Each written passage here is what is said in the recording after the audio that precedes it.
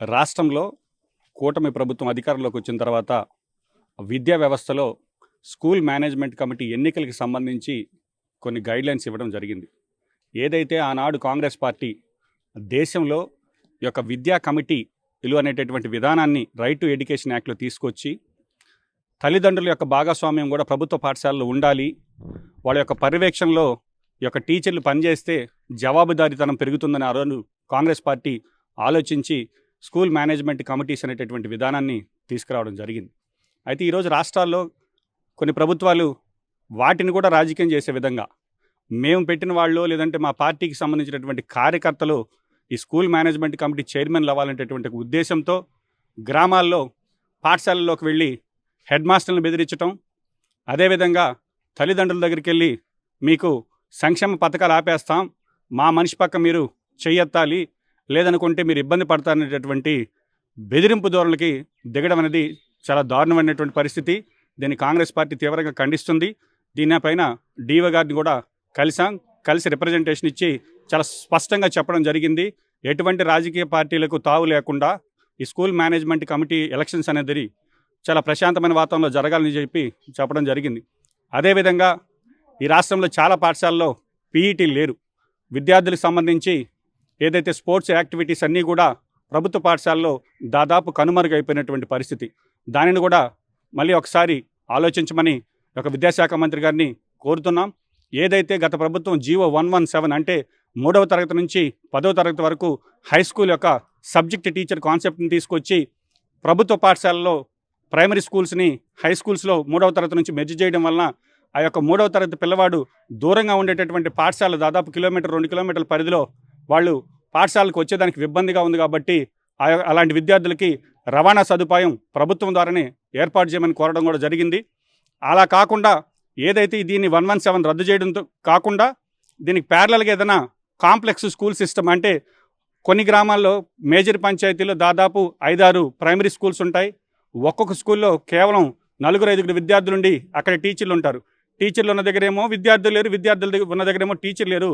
దాన్ని ఒకసారి పునః పరిశీలించి వీలైతే 1వ తరగతి నుంచి ఒక పాఠశాల కాంప్లెక్స్ సిస్టమ్ తీసుకొచ్చి 1 నుంచి 10 వరకు ఒక దగ్గర పెట్టి ఆ నియర్ బై ఉండేటటువంటి హ్యాబిటేషన్స్లో అక్కడ ఉండే కొద్దిమంది పిల్లలకి ఏదైనా రవాణా సదుపాయం ఏర్పాటు చేస్తే అది ప్రభుత్వానికి మరింత ఉపయోగకరంగా ఉంటుందనేటటువంటి విషయం కూడా తెలియజేయడం జరిగింది. కాబట్టి ఏదైతే విద్యా వ్యవస్థకు సంబంధించి వీళ్ళు ఎన్నికల్లో కొన్ని హామీలు ఇవ్వడం జరిగిందో, సంపద మీరు సృష్టించిన తర్వాత సంక్షేమం ఇవ్వాలంటే ఈ లోపల పేదవాళ్ళు ఇబ్బంది పడేటటువంటి పరిస్థితి ఉంది. కాబట్టి కనీసం ప్రభుత్వ పాఠశాలలో చదువుకునేటటువంటి విద్యార్థుల తల్లిదండ్రులకైనా కూడా ఈ తల్లికి వందనం అనేటటువంటి కార్యక్రమాన్ని ఈ విద్యా సంవత్సరమే ఏర్పాటు చేయాలని కూడా కోరడం జరిగింది. అదేవిధంగా మా మిత్రుడు నరేష్ గారు ఏదైతే రూరల్ నియోజకవర్గానికి సంబంధించి 18వ వార్డులో దాదాపు 10,000 కుటుంబాలు ఉన్నాయి. అందులో 4,000 కుటుంబాలు నిరుపేదలు ఉన్నారు. అక్కడ కనీసం చిన్న ప్రైమరీ స్కూల్ కూడా లేదు.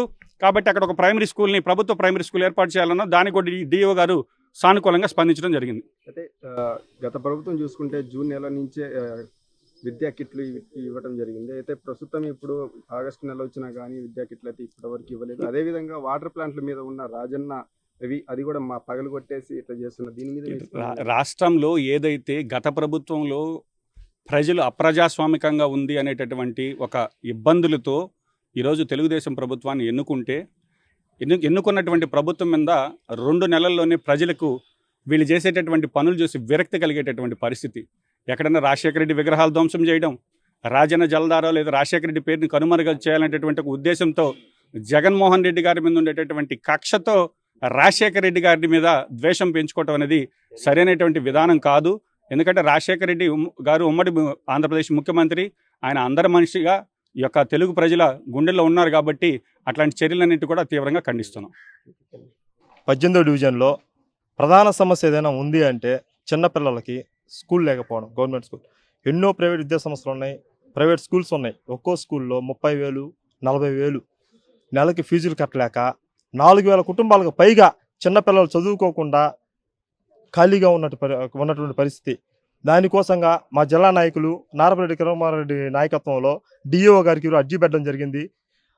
డిఓ గారు కూడా సానుకూలంగా స్పందించి దాని మీద మనం మాట్లాడి ఏదో ఒకటి స్కూల్ ఏర్పాటు చేసే విధంగా చేస్తామని చెప్పన్నారు. దానిపైన నెల్లూరు రూరల్లోని 18వ డివిజన్లో మేము సంతకాల సేకరణ స్టార్ట్ చేస్తే ప్రతి కుటుంబం ముందుకొచ్చి దాదాపుగా ఒక 5,000 కుటుంబాలు వచ్చి మేము సంతకాలు పెడతాం, మీ వెంట మేము వస్తామని చెప్పని, మా వెంట నడుస్తామని చెప్పని వచ్చిందని నిదర్శనాలు ఏమన్నా ఉన్నాయంటే మేము సంతకాల సేకరణ స్టార్ట్ చేయడం. కాంగ్రెస్ పార్టీలో పేదల కోసం ఎప్పుడు పోరాడుతూ ఉంటామన్న మాటకి నిదర్శనంగా పేదల కోసం మేము పోరాడుతూనే ఉంటాం. జిల్లా నాయకులు నారపరెడ్డి కిరణ్ కుమార్ రెడ్డి గారి నాయకత్వంలో నెల్లూరు జిల్లాలో నెల్లూరు రూరల్ కావచ్చు, సిటీ కావచ్చు, ఎక్కడైనా పేదల పక్షాన్ని నిలబడడానికి మేము సిద్ధంగా ఉంటామని కూడా తెలియజేస్తూ ఉన్నాం.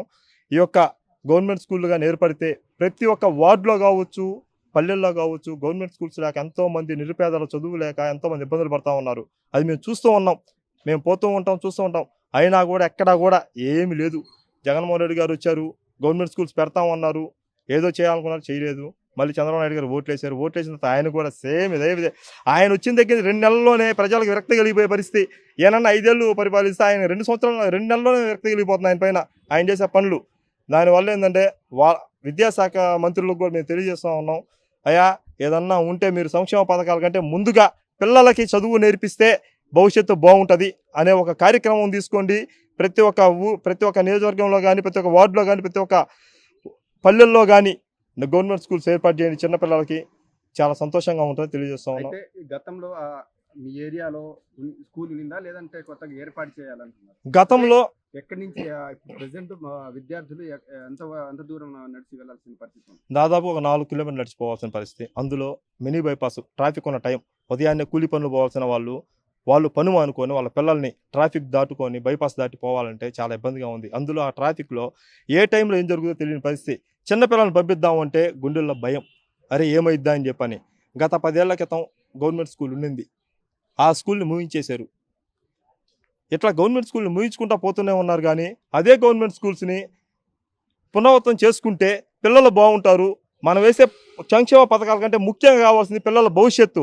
అదే పిల్లల భవిష్యత్తు కోసం మీరు ఇస్తున్న పథకాలు కూడా, ఆ పథకాలను ఆపేసినా కూడా ఇబ్బంది ఏమి లేదు. కానీ పిల్లలకి స్కూల్స్ ఏర్పాటు చేసి చదువు నేర్పిస్తే ఖచ్చితంగా మీరు ఇచ్చే పథకాల కంటే 100% మెరుగు అవుతుంది అని కాంగ్రెస్ పార్టీ మేము తెలియజేస్తూ ఉన్నాం.